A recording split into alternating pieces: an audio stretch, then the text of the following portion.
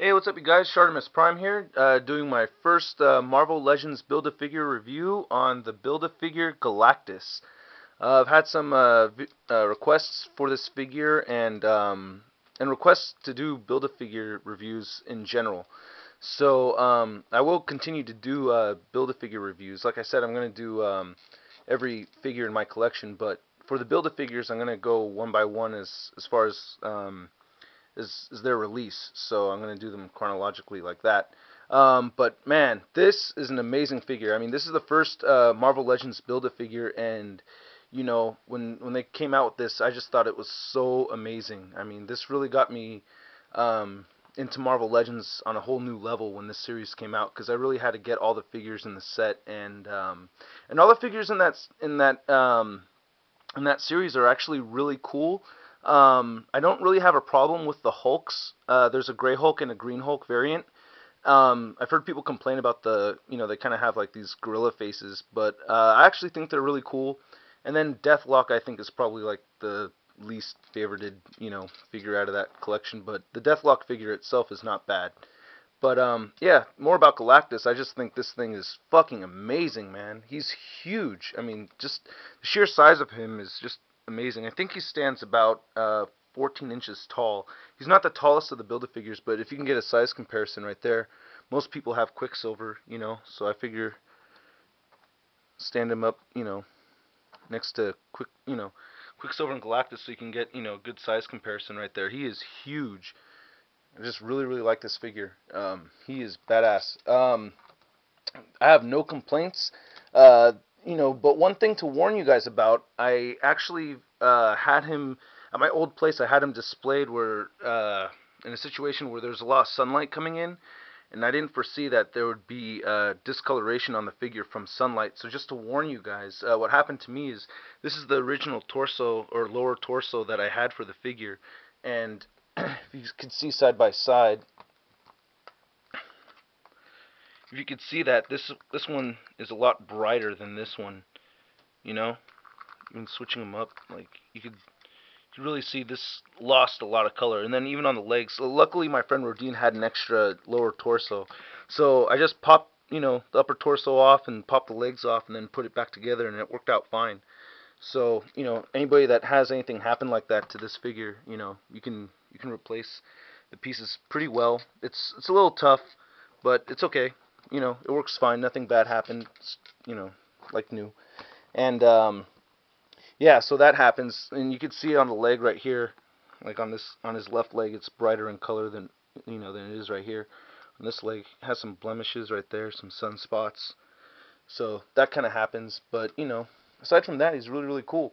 Um, as far as paint detailing goes, there's not really a whole lot of paint like detailing, but it's not totally necessary, I think, because the figure has a lot of like a chrome, like glossy type of finish.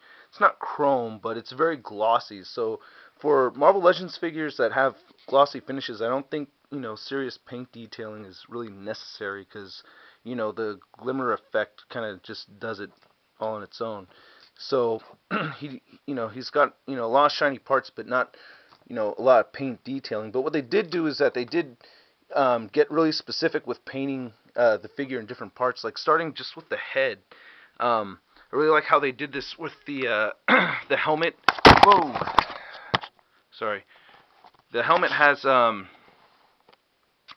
can see they really got into detail coloring the different parts of his head right here, so you can see the different paint jobs. And then even on the eyes, this is really cool. Galactus has square pupils. I don't know if you could see it because the camera gets blurry, but he actually has square pupils in there. And then the face itself, it has variety in skin tones and whatnot for the mouth and nose area there. So that's very cool. I like how they did that a lot. And the whole figure overall, I mean, just like, there's, they paid a lot of attention to what colors they painted different sections. So I thought that was very cool, even on the boots and stuff. So, very nice. I like it a lot. The articulation on him is very cool. The head doesn't really move back too much. Oh, another thing is the head does pop off very easily. So if you guys have this figure and the head pops off, yours isn't broken, it just comes off really easily like that. I've seen it on my friend's Galactus figures too. So, but it moves back a little bit, and it does move forward very well. It's more important for him to be looking down than up. You know, he's a huge guy. And shoot, yeah, he's got ball joints right here for his shoulders. I think is very cool. Bicep rotates like that. He's got double jointed elbows. Right here, just after this part, it rotates on the forearm, and the wrist moves up and down, and the fingers clamp together like that, which is very cool because I always like him. You know, I always set him up holding Invisible Woman.